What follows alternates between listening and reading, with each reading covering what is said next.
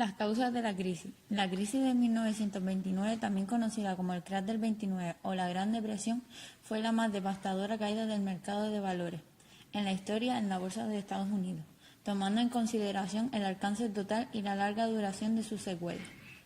Unos hablan de superproducción ante un mercado que no demanda más productos, otros de subconsumo, es decir, que el desarrollo económico de la etapa anterior ha beneficiado a las clases altas, pero la inmensa mayoría de la clase trabajadora no ha mejorado lo suficiente su capacidad adquisitiva y ello no permitía asegurar un crecimiento económico sostenido.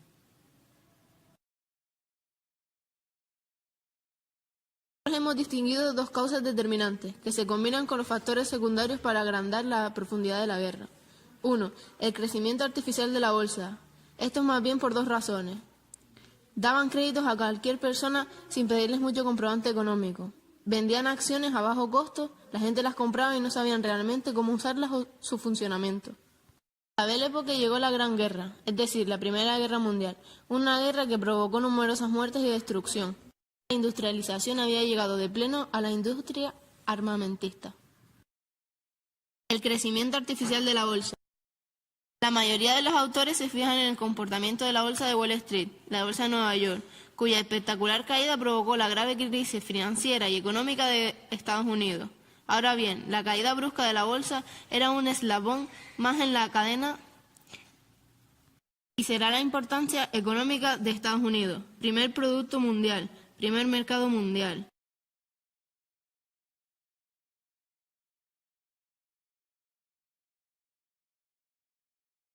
Desde 1925 la economía norteamericana había ido creciendo de una manera importante. Se supera la crisis de la posguerra y se inicia la etapa de la prosperity y de los locos años 20 en los que reina el optimismo. Uno de los mejores negocios era invertir en bolsa. Esta fue creciendo de una manera espectacular. Ese desajuste entre el estado real de la economía y el de la bolsa tenía que estallar por algún lado.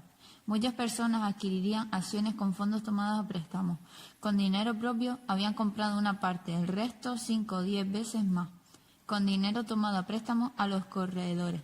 Y todo esto los tomaban a su vez de los bancos, sirviendo en cada caso como garantía las acciones compradas, con dinero tan fácil de conseguir. La gente con sus compras hizo subir la bolsa. Se piensa que en cuanto antes compres, mayor será tu ganancia. No quería ser el último en comprar, pero si los precios bajaban, aunque fuera poco, los inversores, atrapados, se veían obligados a vender sus acciones para devolver el dinero que habían tomado prestado. Ante un engranaje tan especulativo, en el momento en el que las cotizaciones comenzaban a bajar, se podía provocar un efecto cadena, que incrementa el número de acciones a la venta. Las continuas órdenes de venta hundieron el valor de las acciones. El primer día del pánico es el Jueves Negro, 24 de octubre de 1929. Se produce el desplome de la bolsa. Es el inicio de la crisis. ¿De esta bolsa? Nada, estás perdida. De esta bolsa, muchacha. La superproducción y el subconsumo. Las debilidades de la propiedad. Causas de la Gran Depresión. La sobreproducción, acumulación de stocks agrícolas, pero sobre todo industriales, causados por la mejor eficiencia y la bajada de las exportaciones al recuperarse Europa de la Gran Guerra. El ritmo de desaceleración era evidente antes del crash del 29, y todos los expertos están de acuerdo de que hubiera habido recesión independientemente del desplome de la bolsa. En la industria se había producido un incremento importante de la producción y el desarrollo había sido constante hasta 1927, generándose abundancia de productos industriales, pero sobre la superproducción planeaba el problema del subconsumo. Los trabajadores habían mejorado los salarios, pero no lo suficiente como para absorber el gran volumen de lo que técnicamente era posible producir.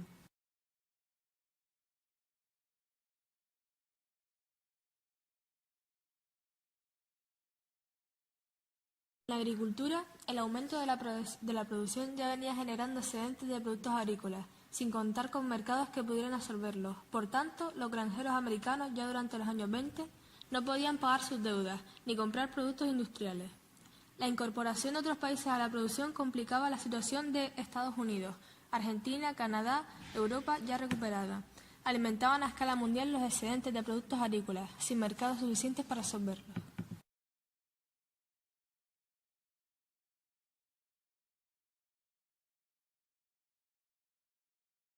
El 24 de octubre de 1929, llamado el Jueves Negro, se produce un desplome espectacular de la bolsa.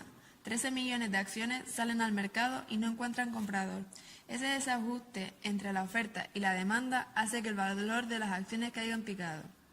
El 29 de octubre, el Martes Negro, son ya 16 millones, el pánico es tremendo. Todo el mundo quiere vender para recuperar algo de capital. La Guerra Depresión, el desarrollo de la crisis. Ahora le vamos a explicar un poco lo que llegó a ser la Gran Depresión, el desarrollo de la crisis. La crisis en Estados Unidos. La crisis de la bolsa será determinante. Desde septiembre de 1929, la tendencia alcista de la bolsa se estanca o inicia un descenso después de varios años de crecimiento interrumpido. En la última semana de octubre se produce la explosión, el desplome de la bolsa. Desde el 21 se acumulaban las órdenes de venta. Viendo que la cosa iba mal, muchos quieren vender sus acciones para recuperar su dinero. Como había más órdenes de venta que compradores, el precio de las acciones baja. El 24 de octubre de 1929, llamado el Jueves Negro, se produce un desplome espectacular de la bolsa. 13 millones de acciones salen al mercado y no encuentran comprador. Ese desajuste entre la oferta y la demanda hace que el valor de las acciones caiga en picado. El 29 de octubre, el Martes Negro, son ya 16 millones, el pánico es tremendo. Todo el mundo quiere vender para recuperar algo de capital. Empieza una crisis que durará varios años. En la primavera de 1930, la banca Morgan saca al mercado las acciones que había acumulado. De nuevo el pánico es tremendo y se produce la ruina de millares de accionistas modestos. La bolsa se ha desinflado. La crisis de la bolsa acabó afectando a todos los sectores económicos. En el sistema bancario, los que habían tomado dinero a préstamo ahora no podían devolverlo. Los particulares, temerosos de perder sus depósitos, los retiraban. Las entidades bancarias no podían reponer los depósitos por la falta de recursos. Era la crisis bancaria. Más de 4.000 bancos quebraron y desaparecieron. La caída de la bolsa, la falta del ahorro y la disminución del crédito provocaron el descenso del consumo, lo que vino a empeorar la superproducción que ya venía observándose. En pocos meses, los stocks se acumulaban y los precios La crisis se hundían. industrial. A la altura de 1933, la producción industrial se había reducido a la mitad y más de 100.000 empresas habían desaparecido. Como consecuencia, la crisis industrial incrementó el paro, el desempleo. Pasa de 1,6 millones a 12 millones en 1933. El desempleo acentúa la caída. Así, con la caída de la demanda, disminuía la producción industrial y agrícola. La crisis alimentaba la crisis, mientras el gobierno de los Estados Unidos no encontraba soluciones para la crisis. Tardó en actuar y las primeras medidas no fueron efectivas. El presidente Hoover no se cansaba de decir que era algo pasajero y que la prosperidad estaba a la vuelta de la esquina. Sanciones de la crisis al resto del mundo. La crisis a escala mundial. Estados Unidos es el primer productor mundial y también el principal mercado. Tiene invertido capitales por todo el mundo, principalmente en Europa, América Central y América del Sur, y al producirse la crisis los va a retirar. Las dimensiones mundiales de la economía estadounidense explica que Estados Unidos Crisis en Europa. trasladará De la todos los crisis países europeos, los más afectados van a ser Alemania y Austria. Eran los que más dependían del capital estadounidense. Hitler y el partido nazi sabrán capitalizar el descontento popular. En mayo de 1931, el Credit Anstalt, principal entidad financiera austriaca con el 70% del capital privado del país, suspende pagos y en su equilibrio arrastra a los grandes bancos húngaros y alemanes. Por tanto, la estrecha relación económica y financiera de Estados Unidos y el resto del mundo, la retirada de sus capitales invertidos y la adopción de medidas proteccionistas por Estados Unidos, que fue contestada por otros países con más medidas proteccionistas. Todo ello contribuyó a la caída del comercio internacional y, en definitiva, a empeorar la situación económica La crisis del mundial. comercio internacional y los intentos de solución. Los intentos de abrir el comercio mundial fracasaron. En 1933, las grandes potencias se reunieron en Londres para intentar solucionar la reducción del comercio internacional ante la adopción del proteccionismo por casi todos los países. Esta reunión acabó en un fracaso. Se perdió el principio de solidaridad.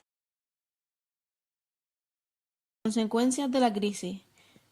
Las consecuencias de la crisis fueron tremendas en todos los aspectos.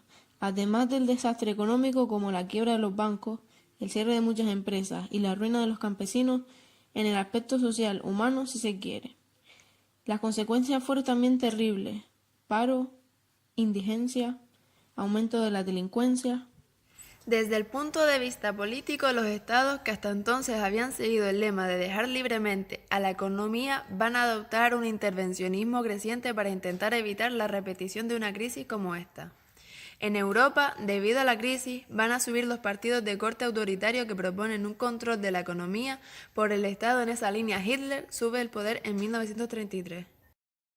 Desde el punto de vista intelectual, también afectó la crisis y se creó una generación de intelectuales y artistas con una visión pesimista de la vida. Rápidamente los gobiernos se van a poner a trabajar para atajar los efectos de la crisis. En Estados Unidos destacó la política del presidente Roosevelt denominada New Deal, que pretendía, entre otras muchas cosas, una subida de precios y salarios para reactivar el consumo. En Europa, los primeros intentos de lucha contra la crisis fueron ineficaces, pero más tarde se van a conseguir logros importantes a finales de los años 30, entre otras cosas, orientando la producción hacia la carrera armamentística, pues se avecina otra nueva guerra. También otra de las consecuencias de esta gran crisis fueron las grandes sobreproducciones, como algunas de estas.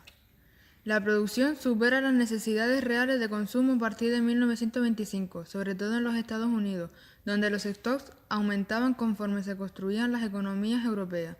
Las causas de la producción son: Distribución desigual de las rentas, que lleva implícita la limitación del consumo a las capas sociales más ricas, que en la mayor parte de los países no era muy numerosa.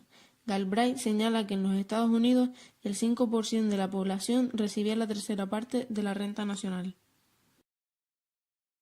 Mantenimiento de precios de monopolio, tipo cartel, que obligaba a la existencia de grandes cantidades de stock sin vender, al comprometerse los fabricantes a mantener unos precios pactados de antemano. Entre precios agrícolas e industriales, los primeros crecen más lentamente que los segundos y hacen disminuir, por tanto, el poder adquisitivo de los campesinos, importante clientela de la industria.